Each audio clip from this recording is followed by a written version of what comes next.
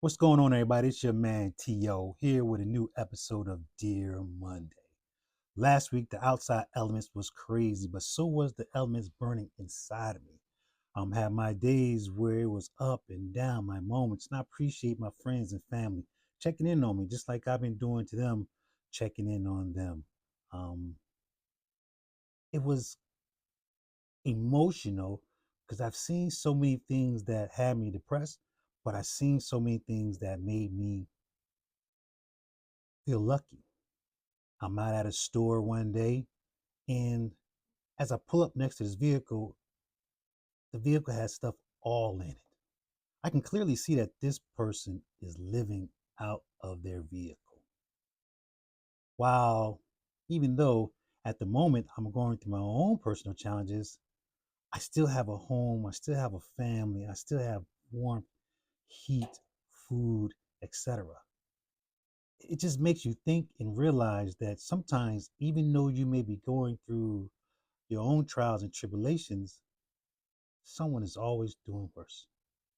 Had a family member who home burnt down, and we all send prayers and sometimes money. Had a fraternity brother and friend who I found out was in the hospital, borderline homeless, asking for help. This is a time in a need for help from anyone and everyone. So today I'd like to talk about standing on your two, standing on two, I should say, while kneeling on both. Okay? Let's talk to Monday. Let them know what we're thinking. Ready?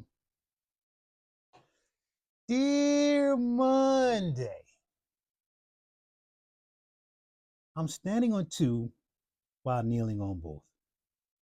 What I mean by that is I'm handling my responsibilities, trying to stay solid, trying to still show up. But I'm kneeling on both knees because I know I can't do this by myself. And I think a lot of men are in that same space now. Heck, not just men, a lot of people. There's a real pressure that comes with being, and I'm from my perspective, a man in this season. The pressure is to provide, the pressure to keep it all together, the pressure to not let anyone see you sweat. And then there's the pressure, whether you're working or not working. Each have their own pressures. If you're working, guess what? You're tired. You may not have as much time as with your family. You're underpaid at times. If you're not working, you start questioning yourself. And nobody really talks about the part because men, we're always taught to fix, to grind, to continue to push through. Sometimes we need a little bit of help with that. But what happens when pushing through isn't fixing it? Hmm? What happens when the timeline doesn't move? When opportunity doesn't open up? When your confidence takes a hit?